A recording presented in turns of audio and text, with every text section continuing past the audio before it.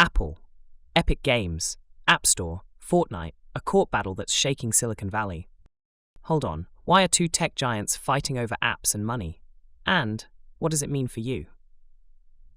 Subscribe to join me as we dive into this tech titan showdown. A new ruling could change how you buy apps. Epic's big win. Apple's App Store under fire. Alright, I'm going to explain this clash that's rewriting the rules of your iPhone. This is massive right now because, as we were making this episode, a judge dropped a bombshell ruling that could reshape the App Store. These changes could affect how billions of people use their phones. You want to see something cool? This is a piece of the App Store. It's not a physical thing, but a digital marketplace where over 1.8 million apps live, generating nearly $100 billion a year for Apple. Here, let me show you. There they are. As of 2025, the App Store is the backbone of your iPhone, iPad, everything Apple. It's where you get Fortnite, Spotify, even your banking app.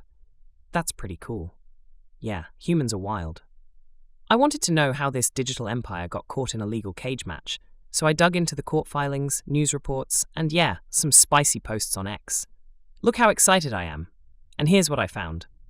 Back in 2020, Epic Games, the folks behind Fortnite, decided to poke the bear.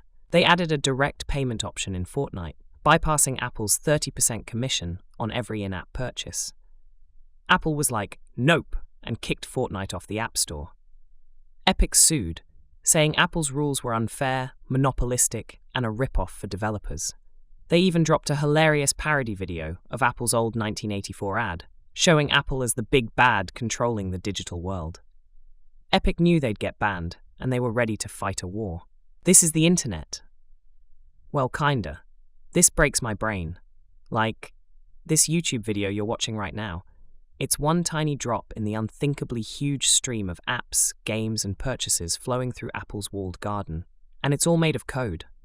My biggest question when I first heard about this was, if Epic's mad about a 30% cut, why not just sell Fortnite somewhere else? Turns out, it's not that simple. Apple's App Store is the only way to get apps on your iPhone. No sideloading, no alternatives, unless you're in Europe, where new laws are shaking things up. Epic argued this setup lets Apple act like a digital dictator, charging whatever they want and blocking competition. Let's break it down. If you buy a $10 skin in Fortnite, Apple takes $3, leaving the developer with $7. But if you buy a $10 Uber ride or a physical book on Amazon, Apple takes nothing. Digital goods get hit with that 30% Apple tax, while services and physical goods skate free. Apple says it's about keeping things safe. Epic says it's about squeezing developers dry. That's the internet, or at least Apple's version of it. Fast forward to April 30th, 2025. Federal Judge Yvonne Gonzalez-Rogers drops an 80-page ruling that's a legal mic drop. Apple, you've been naughty. Okay, she didn't say that, but she did say Apple willfully violated a 2021 court order to loosen its grip on the App Store. The judge wasn't playing. Apple chose not to comply with this court's injunction. It did so with the express intent to create new anti-competitive barriers to maintain a revenue stream previously found to be anti-competitive. That it thought this court would tolerate such insubordination was a gross miscalculation. Ouch. Here's the tea. Apple was supposed to let developers link to external payment options, but they slapped a 27% commission on those sales, limited links to one tiny spot with a max font size, and added scare screens to freak users out about leaving the App Store. They even banned tracking in URLs, forcing users to log in again on external sites. The judge called BS, ordering Apple to stop charging any commission on external purchases. Let developers use buttons, pop-ups, or any style of link, wherever they want. Ditch the scare tactics. Oh, and she referred an Apple exec, Alex Roman, to the US attorney for possible criminal contempt after he lied under oath about the 27% fee decision. Yikes. Epic CEO Tim Sweeney was over the moon, tweeting, "Game over for the Apple tax." Fortnite's coming back to the US App Store next week, and developers like Spotify and Patreon are already updating their apps to dodge Apple's fees. But wait, how did we get here? Let's rewind. In 2021, the same judge ruled that Apple's App Store wasn't a monopoly, but their anti-steering rules, banning developers from telling users about cheaper payment options, were anti-competitive. She told Apple to allow buttons, links, or other calls to action for external payments within 90 days. Apple interpreted "or" as pick one, allowing just one link with a ton of restrictions, claiming it complied. Epic called foul, and after 4 years of appeals, the court agreed, slamming Apple for bad faith. The judge even sanctioned Apple for abusing attorney-client privilege to delay proceedings, making them pay Epic's legal fees and the cost of a special master's review. This ruling is a big deal because it's not just about Fortnite. It's about who controls the app economy. That's the internet, or at least the part you interact with every day. Here's the catch. Apple's appealing. They're not going down without a fight. We strongly disagree with the decision, they said in a statement. We will comply, but we're taking this to a higher court. This could drag on for years, maybe even hit the Supreme Court. Sweeney's playing chess, though. He tweeted that if Apple extends this friction-free, tax-free framework worldwide, Epic will drop all litigation and bring Fortnite back globally. It's a power move. Epic's fighting for developers, not just themselves. Why? Because Epic makes money from tools like Unreal Engine. If devs keep more revenue, they can buy more Epic tools, and everyone wins, except Apple.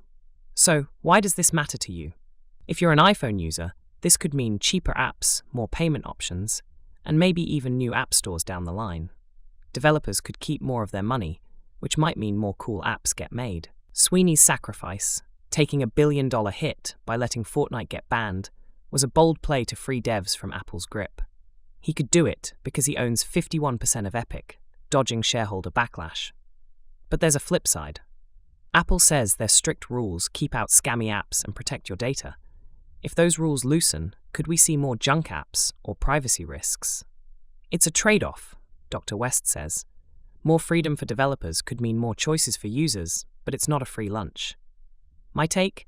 We need to balance innovation with safety, and right now, the court's betting on giving developers more room to breathe. This breaks my brain. Like, the App Store you're using right now is a marvel of human ingenuity, but it's also a walled garden that's been cracked open, and that crack could let in a flood of change. That's the internet. Well, maybe a freer version of it. The cynical side of me thinks, Apple's not doing this out of the goodness of their heart. They're fighting to keep their billions. Services like the App Store bring in $25 to $35 billion a year, 7% of their revenue, 20% of their profit with a 75% margin. No wonder they're clinging to it. But the optimistic side of me sees a world where your ability to get the apps you love depends a lot less on one company's rules, where developers can experiment, compete, and make things better, faster, cheaper. Apple could turn this around by making Apple Pay competitive, cut the fee to 5 to 10%, make it so good devs want to use it. But knowing Apple, they'll probably double down and hold a grudge. Fun fact, Epic and Apple used to be buddies. Fortnite debuted at WWDC a decade ago to show off Apple's Metal engine. Now, it's war. This is why the Apple versus Epic Games battle actually matters. There's a vision here of a digital world that's less controlled, more open, and maybe even more creative. Epic's win could be your win. Okay, I made that up, but it could be true. The real impact happens when we use technology to make things more accessible, not just for the tech giants, but for everyone. We've done this before, from the internet itself to the smartphone in your pocket. So, can it continue? Research shows that when developers have more freedom, innovation spikes, more apps get made, more people get to create. That's massive. Want to keep exploring the tech that's shaping our world? Hit that subscribe button and join the crew. Let's uncover what's next together. Catch you in the next video.